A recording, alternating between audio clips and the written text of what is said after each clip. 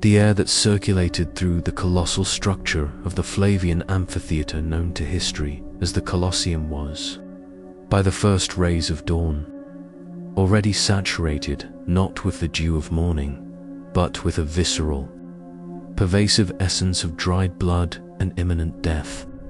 The massive arches, catching the initial pale streaks of light, stood as a monument to yesterday's sacrifice. The stone itself seemingly imbued with the shadow of relentless, premeditated violence. Beneath the vast stands, long before the 60,000-strong populace of Rome had found their seats, the industrial mechanism of imperial entertainment was already in motion. Vendors, anticipating the ravenous thirst and hunger of the crowd, called out their wares baskets overflowing with olives, loaves of hard bread, and watered wine ready for a populace eager to consume both food and brutality. Beyond the imposing iron gates, a grim, highly trained cohort of animal handlers orchestrated the movement of half-starved, ferocious predators into their staging cages. Lions from the far reaches of North Africa, their ribs often visible through their matted fur, stamped with restless agitation. Colossal elephants, captured far from the dusty plains of the empire, raged against their confines, and sleek panthers raked their claws against the restraining bars, anticipating their release from the network of dark tunnels beneath the arena floor. The hypergeum came the disconcerting, sharp clang of weaponry. These were not the sounds of practice, but of final inspection, the testing of razor-sharp steel for the day's work of killing. Above this clandestine activity, a low collective murmur began to swell, escalating rapidly into an overwhelming roar as tens of thousands of Roman citizens poured into the arena, hungry for the specific form of death that their empire had refined and perfected into an art form: spectacle. The Roman arena was never merely a venue for sport. It was a complex political and social instrument, a high-functioning laboratory for systemic cruelty where the boundaries of what was acceptable were continually pushed past any reasonable limit. Emperors, using the arena as their ultimate stage, routinely manipulated the environment to serve their political ends, flooding the sandy arena to stage intricate naval battles, naumachia, systematically starving wild animals to intensify the suspense and fury of the hunt, and coercing prisoners to act out classical myths that were guaranteed to conclude with very real, bloody corpses. None of this was accidental or born of mere sadism, though sadism was certainly a factor. It was a carefully formulated policy, deeply integrated into Rome's elaborate machinery of social control. The enthusiastic cheering that rose from the stands was never a harmless expression of fun. It was an overt and loud declaration of loyalty to the imperial state, a sound designed to reverberate through the annals of time. This vast, detailed examination will step directly into that darkness, exploring the most brutal, calculated, and inhumane arena acts, those spectacles that crossed a moral threshold, even for the often callous Roman conscience, from ancient blood-soaked funeral obligations to executions that were meticulously choreographed as grand, terrifying theatrical performances. We will uncover the mechanisms by which an empire built its lasting prestige and glory on the foundation of turning human suffering into the unifying, clamorous sound of applause. The transformation of blood.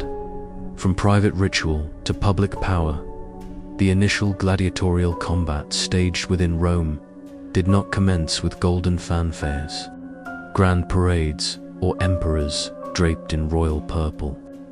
It began, far more somberly, as an obligation to the dead Amunius. The true genesis of the spectacle can be precisely dated to 264 BC, when the sons of Decimus Junius Brutus Gaver chose to honor their father's memory not with the expected statues, eulogies, or prayers, but with a display of blood sacrifice. They armed 3 pairs of their slaves and ordered them to fight until death in the Forum Boreum, a common cattle market that was at the time redolent with the stench of animal dung and wood smoke. This event was initially conceived not as entertainment for the masses, but as a dutia munusan, obligatory offering intended to appease the restless spirits of the departed manes. The deep roots of this custom stretched back far beyond Rome itself. In Campania, for example, it was a known practice to slay warriors at gravesites to ensure the appeasement of potentially malevolent ancestors. Over time, the nature of the killing transformed. The ancestors no longer demanded random victims, but a formalized duel between carefully chosen men. The Samnites, a resilient Italian people who were, for centuries, Rome's fierce adversaries, often held such formalized contests, and the Roman elite, ever eager to appropriate the customs of those they conquered, enthusiastically embraced the tradition. To bury a noble or wealthy man with a trove of material treasures was a clear demonstration of his wealth. To inter him with a blood-drenched public spectacle was an unequivocal, loud declaration of his family's enduring power. Yet, the funerary purpose was merely the beginning. By the 3rd century BC, the leaders of Rome had begun to grasp how these violent fights could serve a purpose far exceeding the mere honoring of ancestors. They could be used to stabilize and steer political life. Religious festivals, which had historically been solemn, quiet offerings to deities like Jupiter, began to incorporate gladiatorial contests. The Senate invariably framed this inclusion as a deeper expression of piety. Yet the common people instantly recognized the underlying truth. It was state-sponsored violence, meticulously calculated and designed to maintain the loyalty and obedience of the common, populous plebs. The very armor used in the bouts reinforced this political narrative. Early fighters were often clad and armed to resemble the figures of conquered foes. The Samnite with his distinctive heavy shield, the Thracian with his curved, vicious blade sickle, and the Gaul with his broad sword. To watch them bleed was to witness a symbolic, repeated replaying of Rome's decisive military victories, stroke after vicious stroke. Death thus became a highly effective, visceral form of propaganda, and as more blood was spilled, the venues grew accordingly. Temporary wooden scaffolding gave way to the magnificent, permanent stone amphitheaters, literal temples dedicated to violence, where tens of thousands could gather to witness the carnage. The games ceased to be the property of grieving families. They were absorbed entirely by the state. Each drop of blood that stained the sand whispered the same profound message. Rome commanded men, Rome commanded armies, and Rome even commanded the very moment of death itself. No one in those early years could have possibly guessed the depths to which this obsession would descend. What began as a rigid, ritualistic sacrifice rapidly morphed into complex, obsessive political theater, establishing a type of absolute power rooted not just in ruling the living, but in dictating the meaning of the ultimate, final act of dying to Venetians and the conquest of the natural world. The overwhelming roar of the crowd was not reserved exclusively for human combatants. At times, the thunderous acclamation was directed toward magnificent, often terrifying, beasts, animals forcibly hauled from the farthest, most exotic edges of the known Roman world. Lions from the sands of North Africa, leopards from the rugged Caucasus Mountains, powerful crocodiles from the length of the Nile, and even the astonishing giraffe, dragged across untold miles of desolate deserts, were all condemned as mere prey in a macabre carnival of slaughter. Romans referred to these specialized shows as the venations, or hunts. Their purpose was never about the sporting challenge of survival. They were fundamentally about domination, serving as irrefutable proof that the empire possessed the power and the logistical reach to trap the wildest creatures and destroy them for the simple satisfaction of spectacle. Julius Caesar effectively set the benchmark for this spectacle in 46 BCE, when he paraded the first giraffe ever witnessed in Europe. The Romans, lacking a name for such an outlandish creature, called it a camelopard, half camel, half leopard. The lack of a proper name did not matter. The animal was not revered as a wonder of nature, but was immediately thrown onto the sand to be torn apart. The implied message was unmistakable and chilling. If Rome could capture the strangest, most geographically remote beasts alive, its power was boundless, and it could, in time, conquer anything or anyone. The scale of the systematic slaughter only escalated with time and prosperity. When the Colosseum was finally inaugurated in 80 CE, Emperor Titus is historically reported to have presided over the deaths of more than 9,000 animals during the inaugural festival alone. Modern archaeologists examining the excavated bones from the arena have found marks consistent with deliberate starvation and maiming, direct evidence that powerful lions and bears were weakened and deprived of food beforehand. This ensured the kill was not only quick, but satisfyingly bloody, catering to the crowd's dark appetites. Even elephants, once the terrifying vanguard of Hannibal's army against the legions of Rome, were herded into the arena and butchered to elicit cheers. The logistics involved were a theatrical performance in themselves. Exotic creatures had to be captured by specialist venators, often enduring brutal conditions in the wild, then hauled immense distances across scorching deserts, often in chains, and kept alive just long enough to meet their doom on the arena floor. Long caravans dragged heavy, iron-bound cages across the burning sands of Africa and Asia. Fleets of specially commissioned ships floated the cargo down the Nile and across the Mediterranean. Handlers risked their own lives daily just to deliver these magnificent, living trophies to a metropolis that insatiably demanded fresh, unique blood with every rising sun. To see a panther in its natural habitat was a perilous affair. To watch one explode from a dark cage in front of 50,000 screaming, expectant spectators was power made utterly visible. Every fallen animal was, in effect, a living, breathing souvenir of imperial conquest, proof that the empire's geographical reach and ambition were without limits. Some emperors turned these hunts into their own personal, grotesque stages. Commodus, arguably Rome's most flamboyant and unstable showman, frequently strode into the arena cloaked in the skin, and armed with the club of Hercules, and personally slaughtered hundreds of animals. The records indicate these creatures were invariably maimed or crippled beforehand, guaranteeing a victory for the emperor. He sought the admiration of a god among beasts, but most understood the cynical truth. It was the desperate posturing of a fragile ego wielding a bow and arrow.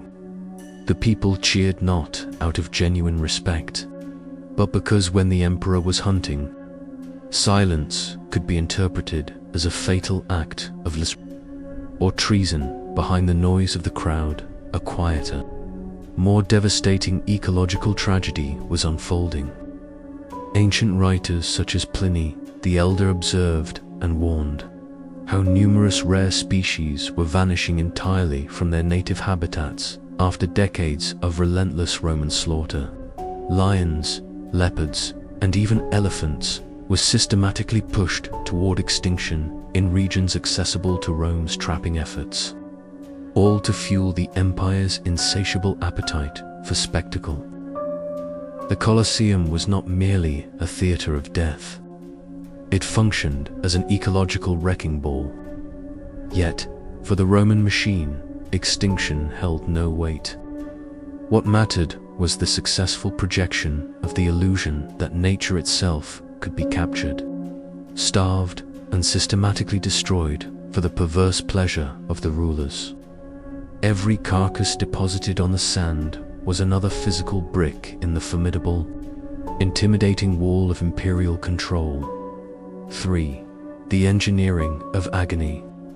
Gladiatorial mismatch and novelty. When the contemporary mind conjures the image of a gladiator, it typically imagines two robust, equally matched warriors engaged in a contest of skill and noble combat. The historical reality of the Roman arena was a far more cynical and twisted affair. Rome's thirst was for imbalance, for contests meticulously engineered for maximum cruelty and suspense. They designed bizarre, impractical weapons, imposed absurd, lopsided rules, and staged contests in which one side was virtually predestined to lose. Crucially, many of the victims forced into the arena were not professional fighters at all. Prisoners and condemned criminals, damnati, were shoved onto the sand, sometimes dressed as comical, pathetic clowns, handed useless wooden swords, and sent to die against seasoned, ruthless killers. The crowd would jeer and mock as the doomed floundered, flailed, and ultimately fell. This practice, known as Meridiani, the midday games, was public execution, but neatly disguised and packaged as entertainment. Even the legitimate weapons and armor evolved into elaborate, torturous characters. The retiarius fought with the tools of a fisherman, netriti, and a trident, tridens, and was clad only in minimal arm and shoulder protection. He was typically squared off against the secutor, whose smooth, rounded helmet was expressly designed to deflect the net, and whose weapon was a heavy, short sword gladiator. This was not a test of pure skill. It was a living, breathing riddle of suspense. Would the light, fast net successfully ensnare the heavier secutor, or would the secutor's sword break through for the kill? Romans consumed this tension voraciously, even when the final outcome felt as carefully scripted as a stage play. The scale of the slaughter escalated to obscene levels. At times, a single gladiator was pitted against multiple foes. On other days, entire units, armed and trained like miniature armies, clashed in spectacular, synchronized melees, rapidly transforming the arena floor into a gruesome swamp of blood, splintered wood from shields, and mangled corpses. When the appetite for standard gladiatorial combat began to wane, Rome searched for even greater novelty. Female gladiators, known as gladiatresses, first stepped onto the sand during the 1st century CE. Writers like Juvenal often mocked them. Yet historical records, including stone reliefs, confirm they fought in earnest against dwarves, against beasts, and even against each. More profound truth: no one, man or woman, slave or noble, was beyond Rome's insatiable, all-consuming hunger for unique spectacle. The very helmets themselves could be instruments of torment. Some were designed with tiny eye holes that severely narrowed vision, or were constructed to completely muffle sound, forcing fighters to stumble about half-blind, while the colossal audience roared with amusement and anticipation. Others were intentionally made so heavy that the simple act of raising one's head became an agonizing contest in itself. Armor, in many instances, functioned not as protection, but as a deliberate form of punishment. The final twist came in the form of propaganda plays. Gladiators were sometimes dressed as defeated barbarian figures and forced to mimic Rome's vanquished enemies in combat. Their inevitable loss was a crushing, final reminder to the spectators that the empire would always and everywhere prevail. Every imbalance, every bizarre, exotic twist, every stunt that defied convention was carefully designed not only to thrill the crowds but to keep them shocked, obedient, and constantly begging for the next new cruelty. The Colosseum never succumbed to the banality of repetition. It perpetually invented new forms of cruelty, perpetually hunting for the next great thrill that would reaffirm the state's absolute power. 4.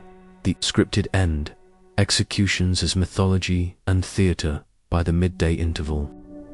Once the morning duels had saturated the sand and the crowd had begun to fidget with impatience, the arena radically shifted gears. Combat gave way to theater, but with the undeniable, visceral reality of death placed squarely at center stage. Romans called this phase the damnatio ad bestias, the condemnation to the beasts, or simply the theatrical execution. For the condemned, it was never a trial. It was a script they possessed absolutely no power to refuse. Criminals, army deserters, rebellious slaves, and prisoners of war all became unwilling, tragic actors in an execution designed and disguised as mythological performance. Each victim's punishment was often meticulously crafted to mirror or cruelly mock their alleged crime. Thieves might be systematically torn apart by wolves. Arsonists were often burned alive, and traitors were thrown to the largest, most ferocious lions. Every scene was conceived as a grim morality play, written in real, incontrovertible blood. The sheer scale of these displays often defied belief. During the colossal celebrations hosted by Emperor Trajan following his victorious campaigns in Dacia, thousands of captive enemies were slaughtered over 103 relentless days of games. This was not random, disorganized carnage. It was a carefully organized, highly paced operation, structured like the acts of a macabre, grand drama, with every death precisely timed and crafted to keep the vast audience agitated, on edge, and expectant until the arrival of the next great horror. The animals were the undisputed stars of this particular nightmare. Lions were deliberately starved to a state of frenzy before their release. Bears, often chained within deep pits in the arena, were deliberately goaded into a sudden, blinding fury. Even prized, exotic leopards were unleashed upon trembling, unarmed victims. The uncertainty: would the beast strike immediately, or would it toy mercilessly with its helpless prey, kept the stadium howling for more. At times, the cruelty was meticulously dressed up as high, classical legend. Prisoners were forced to assume the roles of mythological heroes who met a terrible fate. Orpheus, the musician, being torn apart by wild beasts. Prometheus chained to a rock as vultures circled overhead to consume his liver. These were no longer simply stories. They were agonizing, blood-soaked performances, with the sand of the arena serving as their final stage. Death in Rome was not merely the end of life. It was a form of theater, bloody, humiliating, and deeply mocking. The condemned were not permitted to merely perish. They were forced to perform their own demise, acting out Rome's most cherished myths with their own bodies. This cruelty extended far beyond the realm of wild animals. The practice of crucifixion, borrowed originally from cultures in the East, was frequently staged right inside the arena, often as a midday spectacle. Men and women were painfully nailed to timber while, simultaneously, vendors hawked wine and children played innocently nearby. Fire was also integrated into the spectacle's repertoire. Prisoners were forced into the tunica. molester shirt or tunic saturated in pitch or other flammable resins and then set deliberately ablaze. These horrifying human torches writhed in agony as thick, oily smoke curled skyward. As the early Christian writer Tertullian bitterly remarked, they were literally living torches. These killings were not just morbid entertainment. They were potent, terrifying propaganda, warnings carved directly into living human flesh. The message was stark and uncompromising. Defy Rome, and you will die slowly, publicly and excruciatingly, with tens of thousands watching. Not every Roman could stomach this practice.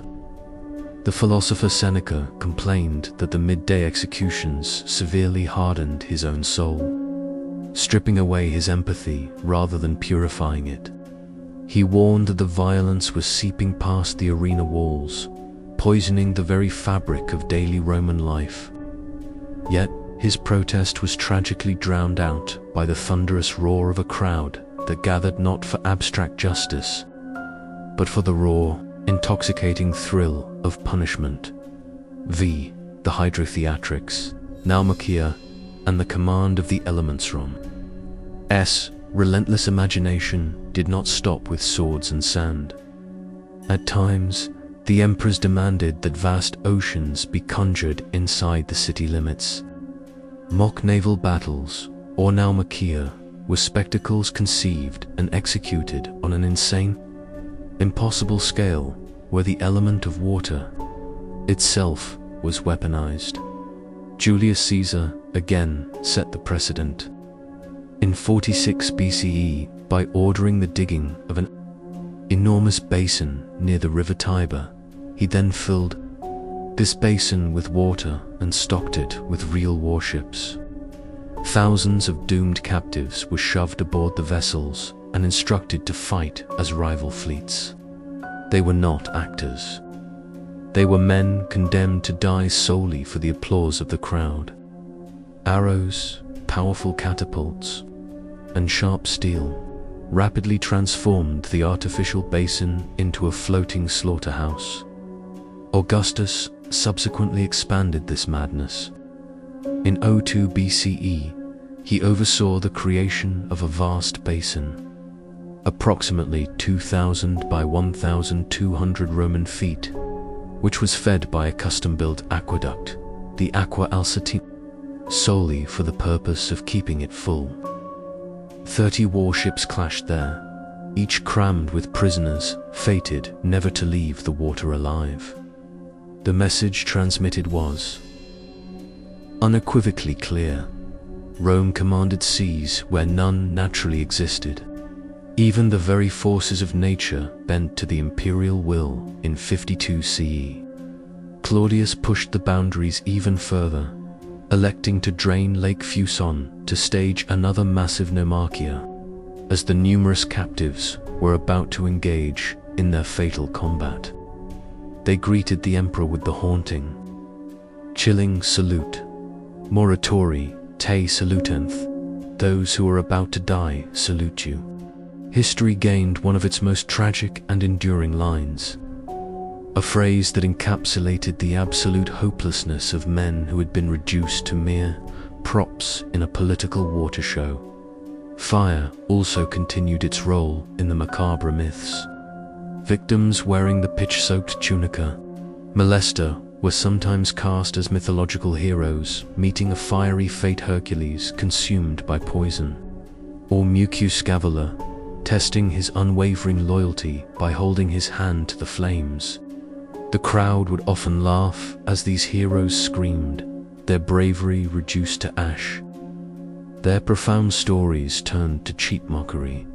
The very architecture of the Colosseum ultimately supported Rome's domination.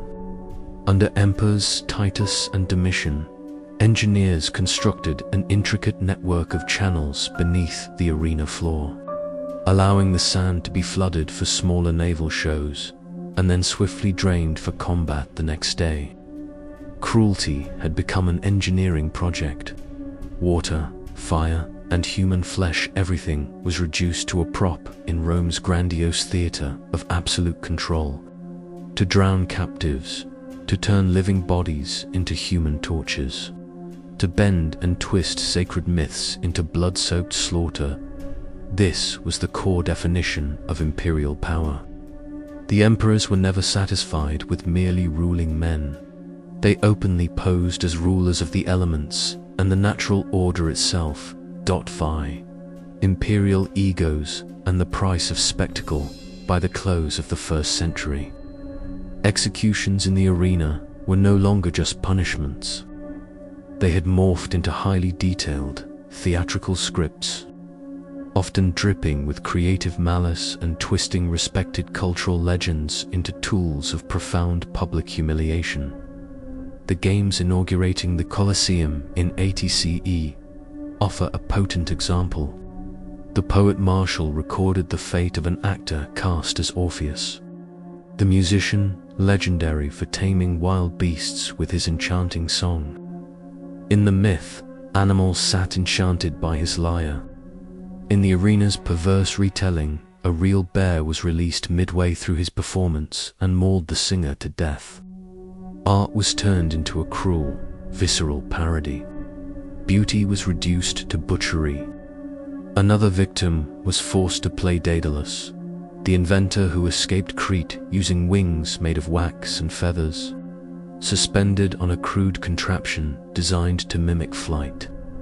The prisoner soared for a fleeting moment before plunging to his death among the waiting beasts below. Martial, with dark wit, quipped that the man must have truly wished for real feathers. Perhaps the most shocking scene involved the myth of Pasiphae, who was cursed with an unnatural desire for a bull. One highly controversial show staged her infamous union with a mechanical beast, followed immediately by a violent killing that horrifyingly blurred the lines between execution, humiliation, and pornography. A warning about mythological hubris was transformed into a sickening act of public degradation. The message was inescapable. Rome owned its myths, just as it absolutely owned its people. The line separating imperial rule from raw, unbridled obsession blurred until the emperor's whim determined precisely who lived, who died, and the manner of their demise. Caligula, infamous for his savage moods and paranoia, once found himself running short of animals during a show and simply ordered spectators to be dragged from the stands to fill the gap. They had come to feast their eyes on bloodshed, only to be instantly made part of it. Nero, deeply addicted to his own public image, treated the arena as his personal, elaborate stage. Prisoners were dressed as tragic heroes from various plays and then executed in ways that directly mirrored their scripted, fictional fates. Nero called his actions art. Rome quietly whispered madness. Then came Commodus, the supreme showman emperor. Cloaked as Hercules, he stormed the Colosseum with his club and bow, slaughtering hundreds of animals that had been crippled beforehand to absolutely guarantee applause. He even extravagantly builds the state treasury for his grotesque performances, systematically bleeding the state dry while demanding terrified, forced cheers from the populace. Not content with beasts, he faced gladiators, but only with every single advantage rigged in his favor. Losing was an absolute impossibility. Clapping was compulsory. Domitian wielded the arena as a calculated weapon of paranoia, staging eerie midnight hunts by torchlight to keep Rome perpetually uneasy, unsure when mere amusement might suddenly morph into terror. Even emperors, typically considered good, were not immune. Trajan, remembered as a just and capable leader, marked his major victory with 103 days of games, folding thousands of brutal deaths into a grand celebration of his own power. Spectacle inevitably fed the imperial ego, but it extracted a terrible price. both Caligula and Commodus ultimately met violent ends. Remembered by history not for their statesmanship, but for the bloody theater they produced. The arena that elevated them also fatally exposed their deepest madness by II, the philosophical and cultural corrosion, the collapse from within. Not every Roman cheered the horrors of the arena. Philosophers, poets, and the nascent community of early Christians left behind a quieter, more somber record, one that clearly saw the moral decay beneath the shining marble of the empire. Seneca, the Stoic philosopher, confessed that the relentless midday executions had deeply hardened his spirit, stripping away his inherent empathy rather than purifying his soul, as some argued. He issued a grave warning that violence, once normalized, inevitably seeped out past the arena walls, slowly poisoning the city's daily life. Cicero, decades earlier, had praised bravery in combat, but unequivocally condemned cruelty for cruelty's sake. Though even he conceded that the mob demanded the games as visible proof of a politician's generosity and largesse. To govern Rome, in effect, meant to feed the insatiable beast of the arena. For the early Christians, the amphitheater was both the site of severe persecution and the ultimate proof of the empire's moral bankruptcy. Those who steadfastly refused to renounce their faith were routinely thrown to the lions or burned alive, their agonizing deaths cynically twisted into mass entertainment. Tertullian, another Christian writer, referred to the shows as the seeds of cruelty, indicting an empire that enthusiastically cheered profound injustice as mere sport. Economically, the games became a massive drain, devouring staggering fortunes. By the period of the late empire, rulers effectively bankrupted themselves, desperately chasing spectacles grand enough to eclipse the lavish displays of their predecessors. What had once served as a demonstration of strength slowly devolved into an act of profound desperation. Culturally, the insatiable appetite for easy blood dulled the moral and intellectual edge of Roman society. Citizens who had once revered discipline, duty, and stoicism now clamored only for cheap bread and endless circuses panem, et cess.